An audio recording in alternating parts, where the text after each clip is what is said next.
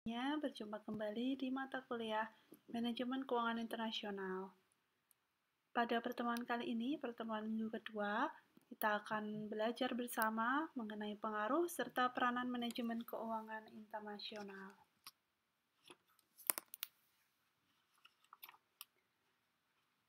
Oke, untuk mereview saja apa itu manajemen keuangan internasional. Tentu pendapat terkait definisi manajemen keuangan internasional ada banyak, ya ini hanya sedikit meresume dari berbagai pendapat bahwa manajemen keuangan internasional itu adalah ilmu dan seni yang merupakan bagian dari ekonomi internasional yang mempelajari dan menganalisis pengelolaan fungsi planning, organizing, actuating, dan controlling sumber daya keuangan unit makroekonomi. Unit makroekonomi itu adalah negara atau pemerintah, dan unit mikroekonomi, yaitu perusahaan, organisasi perorangan, khususnya yang berkenaan dengan pengaruh fluktuasi kurs valuta asing terhadap aktivitas ekonomi keuangan internasional.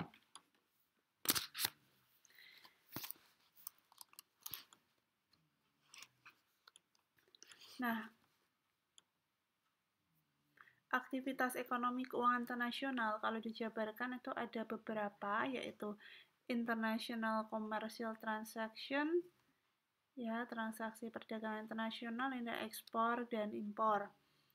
Kemudian ada lagi international financial transaction, transaksi keuangan internasional itu ada international investment dan international financing, investasi dan pendanaan. Kemudian ada international budgeting dan international revenue. Lalu aktivitas selanjutnya terkait ekonomi keuangan internasional ada international financial risk management, ini berarti asuransi, hedging gitu ya. Lalu financial report, ini ada macrofinance, microfinance, dan yang terakhir financial performance, itu ada liquidity ratio, solvability ratio, rentability ratio, activity ratio, growth ratio, ya, kemudian economic value added. Nah, yang kita bicarakan adalah pengaruh dan peranan manajemen keuangan internasional dari aspek macrofinance. Oke, pengertian sebelumnya ini ada unit makro dan unit mikro, ya. Makro itu ekonomi, negara pemerintah, yang mikro tadi perusahaan. Nah, berarti dipahami bahwa analisis pengaruh atau peranan manajemen keuangan internasional ini dilihat dari dua aspek, macro finance dan microfinance. Nah, ini ditinjau dari supply dan demand. Secara teoritis, dari aspek macrofinance dapat dilakukan perhitungan pendapatan nasional atau national income dengan dua cara, menghitung GDP atau menghitung GNP. Kalau GDP, Gross Domestic Product, ini prinsip teritorial, yaitu menghitung seluruh barang dan jasa yang dihasilkan oleh seluruh faktor produksi di dalam wilayah suatu negara, baik milik nasional maupun asing. Sedangkan kalau GNP atau Gross National Product, ini prinsipnya nationality. Kalau GDP tadi teritorial, ini nationality atau kebangsaan, yaitu menghitung seluruh barang dan jasa yang dihasilkan dari seluruh faktor produksi milik nasional, baik yang berada di dalam teritori suatu negara maupun di luar negeri.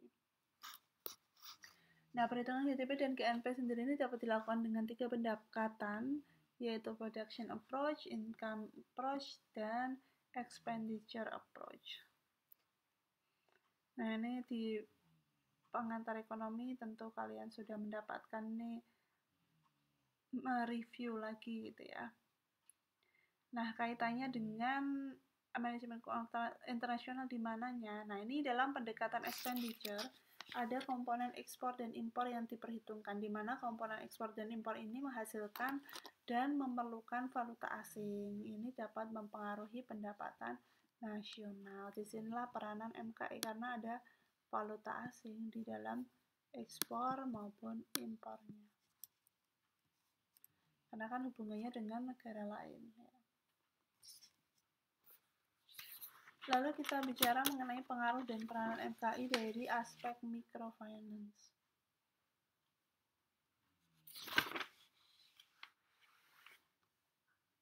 Nah, ditinjau dari aspek microfinance, pengaruh ekonomi internasional, khususnya keuangan internasional ini adalah bisa dilihat dari yang pertama total operational cost atau biaya operasional total. Suatu perusahaan ini akan dipengaruhi oleh fluktuasi kurs falas atau forex rate.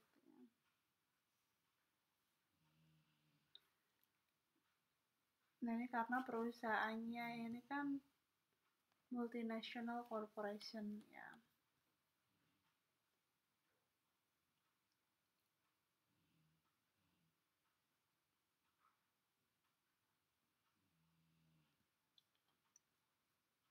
Nah, ini juga utamanya ini bagi perusahaan yang beroperasi menggunakan input dari luar negeri.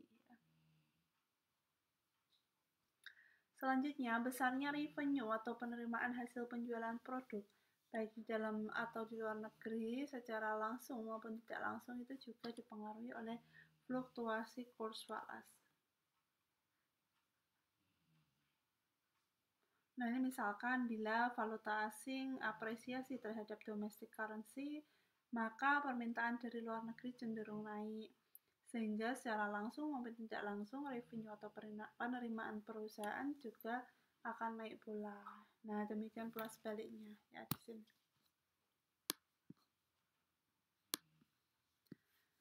Selanjutnya, karena tingkat keuntungan atau profit ditentukan oleh selisih antara total revenue dan total cost ya.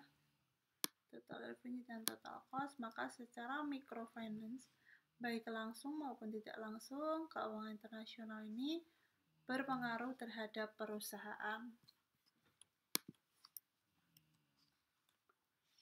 Oke, analisis dampak arus modal atau keuangan internasional. Di sini kita bicara ya yang menjadi fokus kita di sini arus modalnya adalah foreign direct investment atau investasi secara langsung dari pihak asing. Ada dampak, tentunya ada dampak positif dan negatif. Beberapa dampak positif diantaranya adalah sebagai sumber pembiayaan jangka panjang dan pembentukan modal atau capital formation bagi perusahaan. Lalu dalam foreign direct investment melekat transfer teknologi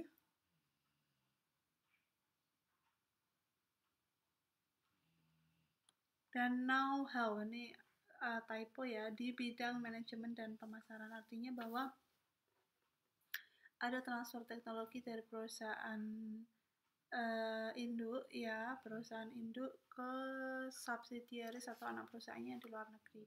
Dan know-how itu berarti prosesnya, cara membuat barang dan lain sebagainya.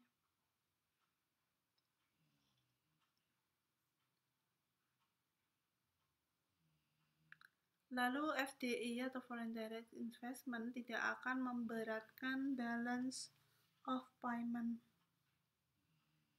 Ini karena tidak ada kewajiban pembayaran utang dan bunga, sedangkan transfer keuntungan didasarkan kepada keberhasilan foreign direct investment yang dilakukan oleh perusahaan asing tersebut. Selanjutnya, FDI juga meningkatkan pembangunan regional dan sektoral, meningkatkan persaingan dalam negeri yang sehat, serta meningkatkan lapangan kerja. Karena kan banyak perusahaan atau pabrik yang berdiri di negara yang mendapat investasi FDI. Lalu bagaimana dampak negatifnya? Beberapa yang kemungkinan muncul adalah munculnya dominasi industri. Jadi kalau terlalu banyak mendirikan pabrik ya di negara lain gitu ya. Kemudian ketergantungan teknologi bisa jadi karena mengikuti dari induk perusahaannya gitu ya. Sana yang menyediakan, sedangkan di subsidiaris atau anak perusahaannya belum ada teknologi tersebut. Kemudian kemungkinan terjadi perubahan budaya, ya, budaya kerja maupun budaya di wilayah yang bersangkutan. Kemudian dapat menimbulkan gangguan pada perencanaan ekonomi karena ada campur tangan asing, ya, yang berinvestasi misalkan. Kemudian dapat terjadi intervensi oleh home government dari multinational corporation. Jadi bisa saja ada campur tangan pemerintah, ya, yang ditempati atau yang dimana didirikan pabrik baru tersebut. Oke, terakhir terkait paradigma baru keuangan internasional. Nah, ini sejak era globalisasi yang semakin meluas gitu ya, terutama karena kemajuan teknologi, maka terjadi perubahan paradigma atau cara pandang terkait keuangan internasional. Paradigma sebelum globalisasi ini adalah keuangan internasional merupakan bagian kecil dari keuangan nasional suatu negara. Tapi sejak globalisasi, maka paradigmanya adalah keuangan nasional merupakan bagian kecil dari keuangan internasional. Jadi kebalikannya.